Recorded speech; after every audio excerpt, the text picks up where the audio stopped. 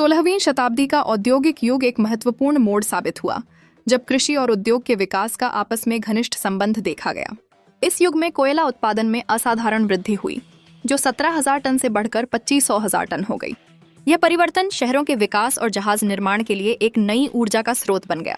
इस समय के दौरान लौह उद्योग और धातुकर्मी कारखानों का निरंतर विकास हुआ, जिसमें ग्रामीण क्षेत्रों से बड़ी संख्या में श्रमिकों को रोजगार मिला। एक और महत्वपूर्ण परिवर्तन नए उद्योगों के विकास में हुआ, जिससे नौकरी के नए अवसर सामने आए। ये नए उद्योग नई तकनीकी और उत्पादन प्रक्रियाओं को अपनाने के लिए प्रेरित हुए, जिससे औद्योगिक उत्पादन में क्रांतिकारी बदलाव आए। यद्यपि इस युग में तकनीकी रूपांतरण के कुछ संकेत मिले, लेकिन इसे औद्योगिक क्रांति के रूप में पूरी तरह से पहचान नहीं किया गया। 16वीं शताब्दी के मध्य से यूरोप के कुछ हिस्सों में धातुओं और खनिजों के विकास के साथ दस्तकारी उद्योग में तेजी आई। उद्योगों का अधिकांश हिस्सा शहरी वातावरण में कुशल कारीगरों द्वारा संचालित होता था, जो अपने घरों या कार्यशालाओं से उत्पादन करते थे। हालांकि इन कार्यशालाओं में नवाचार और नई तकनीकों के अपनाने की संभावनाएं सीमित थीं। इसके विपरीत वस्त्र उत्पादन ने ग्रामीण क्षेत्रों की ओर रुख किया, जिससे ग्रामीण मजदूरों के लिए अंशकालिक रोजगार के अवसर पैदा हुए। इस संगठनात्मक बदलाव ने ग्रामीण जनसंख्या को अतिरिक्त आमदनी प्रदान की, विशेषकर इंग्लैंड, जर्मनी और नीदरलैंड में। इस दौर में वस्त्र उद्योग ने विभिन्न प्रकार के वस्त्रों का उत्पादन शुरू किया, जिसमें ऊनी, लिनन, सूती, मिश्रित माल और विलसिता वस्त्र शामिल थे। हालांकि इस समय विनिर्माण और खनन गतिविधियों का विस्तार हुआ, लेकिन यह कारखाना उत्पादन प्रणाली में पूरी तरह से परिवर्तित नहीं हुआ। यूरोप में जनसंख्या में वृद्धि और व्यापार का विस्तार हुआ, लेकिन फिर भी सामर्थ्यवाद की सीमाओं में बंधा रहा। पूंजी का अभाव और अव्यवस्थित प्रबंधन प्रणाली ने औद्योगिक प्रगति को सीमित रखा। कई यूरोपीय सरकारों ने तकनीकी नवाचारों और पूंजी प्रधान पद्धतियों पर प्रतिबंध लगाए, जिससे औद्योगिक गतिविधियों में रुकावट आई। इसके बावजूद विनिर्माण क्षेत्र ने इन बाधाओं को पार कर अपने उद्योगों को विकसित करने की कोशिश की। वाणिज्यिक क्रांति के स्थान का पता लगाना। कुछ विद्वानों के लिए यूरोप में मध्यकाल का अंत वाणिज्य और व्यापार के उद्घाटन द्वारा हुआ। अरब आक्रमण के परिणाम से पश्चिम और समृद्ध पूर्व के मध्य व्यापार के राजनैतिक अवरोध टूट गए। रॉबर्ट एस लोपेज ने यूरोप में वाणिज्यिक क्रांति के आरंभ को यहूदी व्यापारियों के वर्चस्व और उनके द्वारा विकसित अफ्रीका, एशिया और यूरोपीय बाजारों के मध्य और लंबी दूरी व्यापार को सुगम व नियंत्रित करने वाली संस्थाओं के उद्भव को कारक माना है।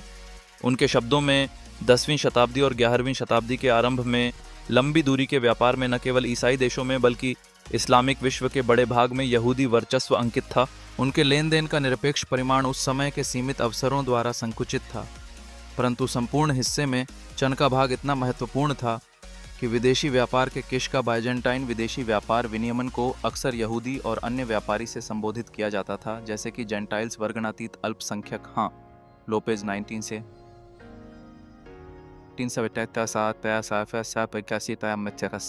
13वीं शताब्दी से मसालों और अन्य आवश्यक वस्तुओं में पूर्वी व्यापार पर इतालवी व्यापारिक वर्ग का वर्चस्व और इसे निश्चित बनाने के लिए विकसित की गई संस्थापगत संरचनाओं को कई यूरोपीय आर्थिक स्वरूपों के विश्लेषण का आरंभिक बिंदु माना जा सकता है। वर्षों से विद्वानों ने यूरोपीय वाणिज्यिक प्रारूपों में बदलाव और महाद्वीप की क्षेत्रीय अर्थव्यवस्था पर इसके परिणामी प्रभाव पर ध्यान दिया है। आइबेरियन अर्थव्यवस्थाओं के उद्भव से लेकर अंतर महाद्वीपीय व्यापारिक प्रतिष्ठानों की स्थापना तक, उत्तरी अटलांटिक और बाल्टिक समुद्र तट के यूरोपीय व्यापार के केंद्र के उद्भव तक, पुराने और नए विश्व में आसिकी तट और भारतीय महासागर क्षेत्र में उपनिवेशों की स्थापना तक, इस विकासों के यूरोपीय वाणिज्यिक संरचनाओं पर प्रभाव का विश्लेषण हुआ है। इस प्रभाव को क्रांतिकारी कहा गया है, विशेषतः वाणिज्य और वाणिज्यिक लेन देन के संचालन के संदर्भ में। यूरोप के कैम्ब्रिज आर्थिक इतिहास ने भी इतिहास में मुद्रा के रूप में लेन देन में नई प्रणालियों के आगमन और बैंकिंग और बीमा क्षेत्रों के उद्भव को 14वीं शताब्दी के आरंभ में स्थित किया। हालांकि 16वीं शताब्दी में व्यापार और विनिमय के नए रूपों और कार्य प्रणालियों को भी स्वीकार करता है। पिछले दशकों में 16वीं शताब्दी को केंद्रीय काल के रूप में माना है, जो वाणिज्यिक परिवर्तन का साक्षी बनी और इस विकास को बाद की सदियों में नए पूंजीवादी यूरोप की नींव रखते हुए देखा गया। इमैनुअल वॉलस्टाइन ने आर्थिक विश्व प्रणाली के उद्भव पर अपने रचना में 16वीं शताब्दी को बुनियाद का काल माना है। फरमंद बाउदल ने अपनी पुस्तक सभ्यता और पूंजीवाद में इसी प्रारूप का पालन किया है, जहां 16वीं शताब्दी की वाणिज्यिक वृद्धि को वास्तविक परिवर्तनशील के रूप में देखा है, जहां वाणिज्य के प्रति नए रवैये का यूरोप के सामाजिक और सांस्कृतिक जीवन के प्रत्येक पक्ष पर प्रभाव पड़ा। आरंभिक आधुनिक यूरोप की अर्थव्यवस्था संबंधी बाद के लेखन में 16वीं शताब्दी का समान मूल्यांकन और वर्णन गया किया है। पिछले कुछ दशकों में एक संपूर्ण चित्र प्रस्तुत करने का प्रयास किया गया है, जहां आर्थिक परिवर्तन के दायरे को उल्लेखनीय रूप से विस्तृत किया गया है और इसमें वाणिज्यिक और आर्थिक महत्व के मुद्दों को सम्मिलित किया गया है, जैसे मुद्रा संबंधी मामले और बैंकिंग और बीमा क्षेत्र का उद्भव ही नहीं बल्कि राजनीतिक और सामाजिक सहयोग संरचनाओं का परिवर्तन भी शामिल हैं, जिसने नए वाणिज्यिक काल के तत्वों की व्यापक स्वीकृति को सुगम बनाया। वाणिज्यिक क्रांति की स्थापना 16वीं शताब्दी से पूर्व सदियों में प्लेग, युद्ध और अकाल के कारण मध्यकाल में के सामंती विघटन ने ऐसी परिस्थितियां बनाई कि जिन्होंने कृषक गतिशीलता को संभव बनाया व भूमि स्वामित्व संरचनाओं में परिवर्तन किए। उसने एक ऐसे सामाजिक और राजनीतिक वातावरण को संभव बनाया जिसने व्यापार और वाणिज्य की वृद्धि और विस्तार को प्रोत्साहित किया। सामंतों और चर्च के मध्यकालीन यूरोप के सामाजिक और आर्थिक जीवन पर नियंत्रण मंग होने से सर्वत्र यूरोप के राजनैतिक माहौल के बारे में समकालीन मंथन हुआ। मध्यकालीन राज्य की बढ़ती हुई इच्छाओं के तहत ज़्यादा संसाधनों को नियंत्रित करने और विशाल और विविध क्षेत्रों पर प्रभाव कायम रखने की ज़रूरत थी, ताकि अकाल व आपदा की घड़ी में जनता की सहायता के लिए कुलीन वर्ग के सदस्यों की पूर्वी विलासता की वस्तुओं के लिए बढ़ती इच्छाओं को पूरा करने के लिए संसाधन उपलब्ध हों, जो कि ऑटोमन की पूर्वी यूरोप और अनातोलिया पर विजय से संभव हो पाया। राजनीतिक व्यवस्था के भागीदारी का पादरी वर्ग के साथ प्रत्यक्ष द्वंद्व हुआ, जो कि मध्यकाल की प्रतिबंधक सामाजिक नैतिकता का बीज थे। धन की इच्छा लंबी दूरी के व्यापार को प्रोत्साहित कर साहूकार परिवारों और ऋण प्रबंधकों को सहयोग प्रदान कराने के लिए राज्यों की नीतियों सूदखोरी और व्यापार और विनिमय से प्राप्त मुनाफे के बारे में कैथोलिक चर्च के विधारों के विपरीत थी। 12वीं शताब्दी के अंत तक धर्मयुद्धों की समाप्ति ने एशियाई स्वतों के वाणिज्यिक मार्गों को भी खोल दिया, विशेषतः पूर्वी भूमध्य सागर के तट पर पवित्र भूमि को, जिससे वाणिज्य में वृद्धि हुई। इससे तीर्थयात्रा के लिए यातायात के रूप में नई मीक, साथ ही यूरोपीय क्षेत्रों में ऑटोमन और मिस्र की दौलत का नियमित प्रवाह शुरू हुआ और विलास उत्पादों के साथ एशिया से मसाले और वस्त्र भी यूरोप में बाजार ढूंढने लगे। बाजारों और मेलों के उद्भव ने आवश्यक विलासता की वस्तुओं के विनिमय को सरल बनाया।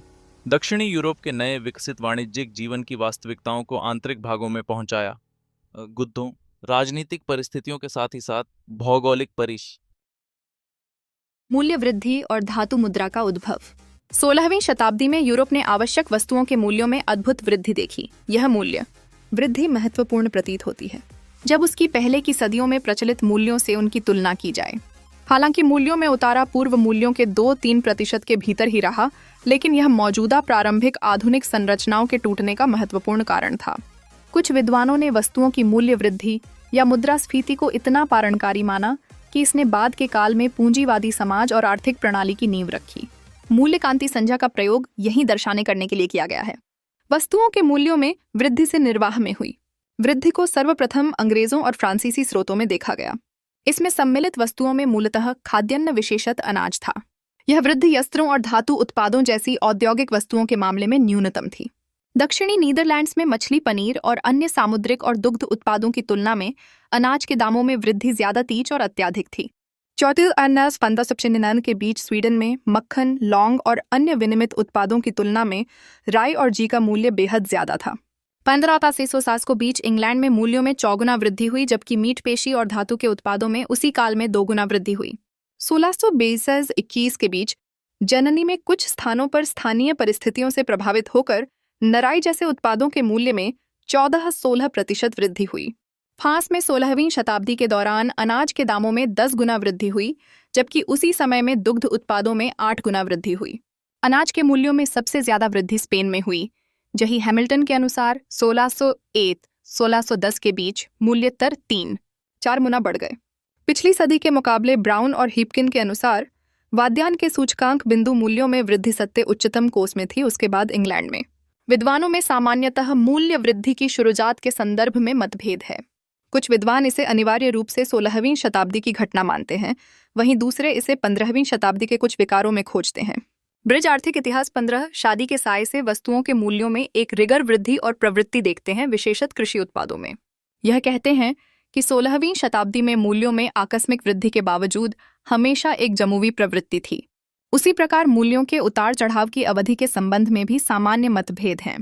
जहां कुछ के अनुसार स्पेन में 1500 के दशक में सामान्य मंदी की शुरुआत हुई, अन्य विद्वान 17वीं शताब्दी के अंतिम दशक में समान रुझान पाते हैं। जर्मनी में 120 दशक के इर्द गिर्द मंदी की शुरुआत हुई, जबकि उत्तरी यूरोप में मंदी के संकेतक परंतु घटते मूल्यों का कोई रिकार्य नहीं है। विद्वानों का सामान्यतः विचार ये है कि यूरोप में मूल्य के उतार बढ़ाव एक सक्रिय घटना थी। 12वीं और 13वीं शताब्दियों में मूल्यों में वृद्धि हुई, आने वाली आगामी सदियों में मूल्यों में गिरावट हुई। लगभग 15वीं शताब्दी के उत्तराई में 1400-1620 तक मूल्य ऊंचे रहे, जिसके बाद लगभग एक शताब्दी तक मंदी का एक अन्य काल रहर, फिर पुनः 18वीं शताब्दी में वृद्धि हुई। चिचौ के अनुसार 1504-1500 के काल में मूल्यों में स्थिर वृद्धि अनुभव की गई, जिसके बाद 1500-1562-3 को मध्य एक अल्प मंदी हुई। अगले 50 वर्ष का समय पुनः एक लेखनीय उच्च मूल्यों का काल था, जिसके बाद मंदी कर काल था। वाणिज्यिक क्रांति का ग्रामीण आधार। वाणिज्य, व्यापार और संबंधित संस्थागत विकास क्षेत्र में हुए संपूर्ण आधारभूत संरचनागत विकास, जो कि कृषि अर्थव्यवस्था में हुए 3 परिवर्तन की पृष्ठभूमि हुए, उन्हें वाणिज्यिक क्रांति के रूप में पहचान प्राप्त हुई। वीसा प्रणाली की शुरुआत, कृषि के नए औजार और उपकरण, उत्तर में तटबंधों के निर्माण द्वारा समुद्र से भूमि को कृषि योग्य बनाया गया।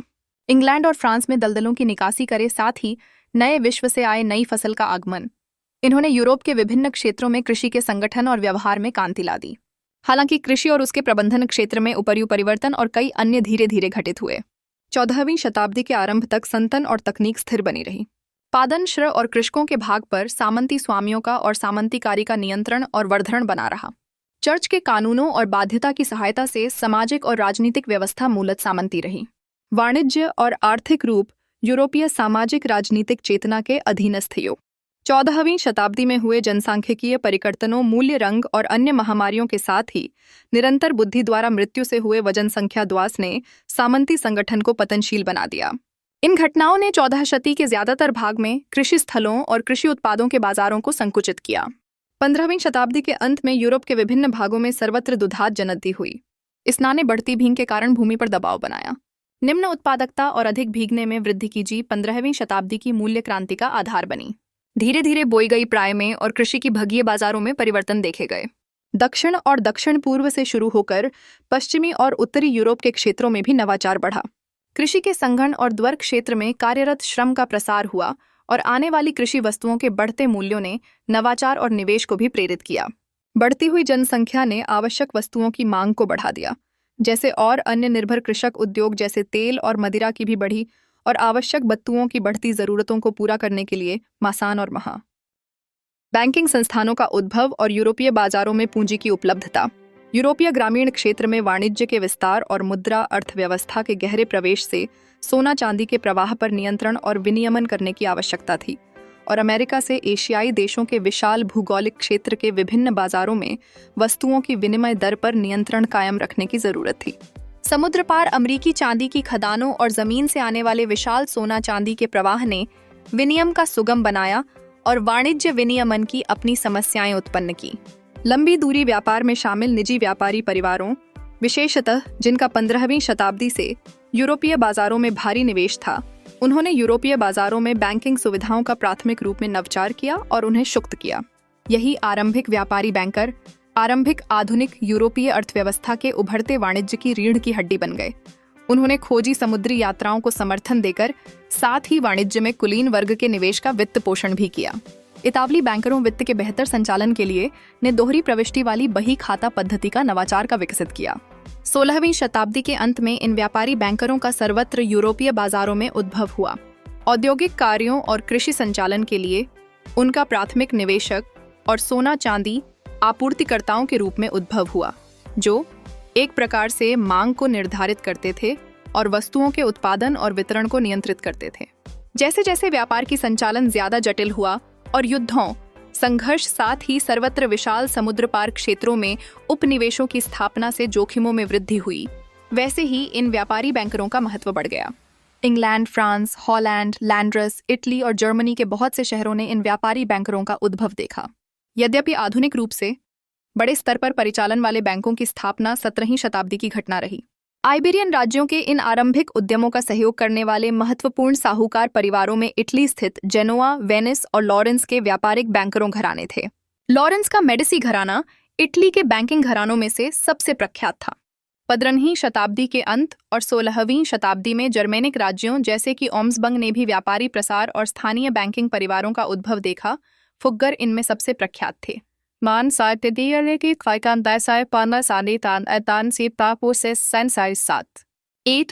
बैंकिंग संस्थाएं। आधुनिक बैंकिंग का आरंभ इतालवी शहरों में ऐसे साहूकार बैंकों की स्थापना के साथ 12वीं शताब्दी में देखा जा सकता है। यह क्षेत्र के यहूदी समुदाय और शहरी कुलीन वर्ग की मदद से हुआ। सर्वप्रथम अभिलिखित बैंक की स्थापना राज्य की गॉर्टी के साथ वेनिस में हुई थी।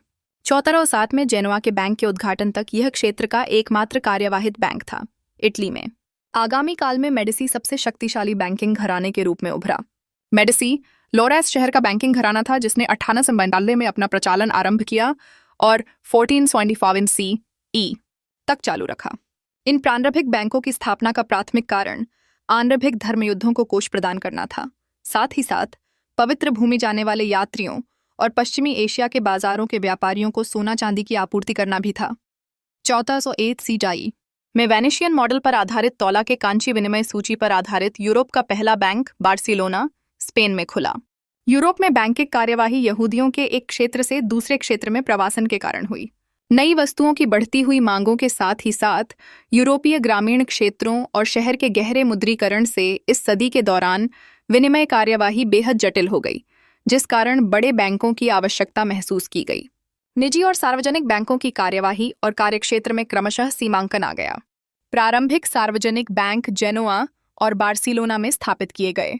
1570 CE में वेनेशियन सरकार ने बैंक ऑफ रियाल्टो की स्थापना की, जो कि मूलतः जमा राशि स्वीकृत करता था और मुद्रा का स्थानांतरण करता था।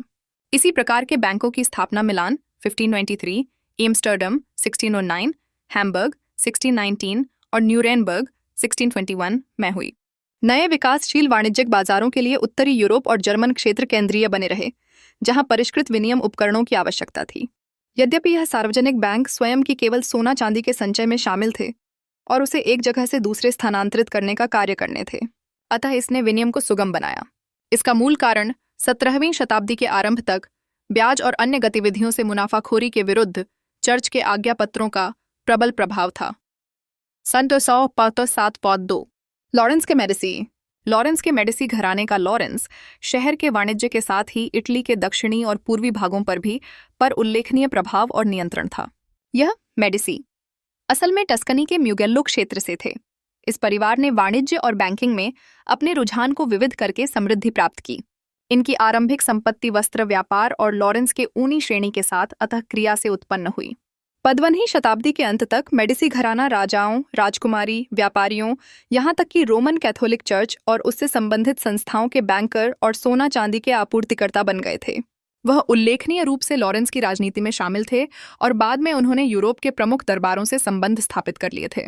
इस घराने के प्रभाव की पहुंच इस कदर थी कि इसके 4 सदस्यों ने पोप का कार्यभार संभाला। लियो X 1513 to 1521, क्लीमेंट 7 1523 1534, पारस आइफी 1559 to 1565 और लियो 11 1604। उन्होंने फ्रांस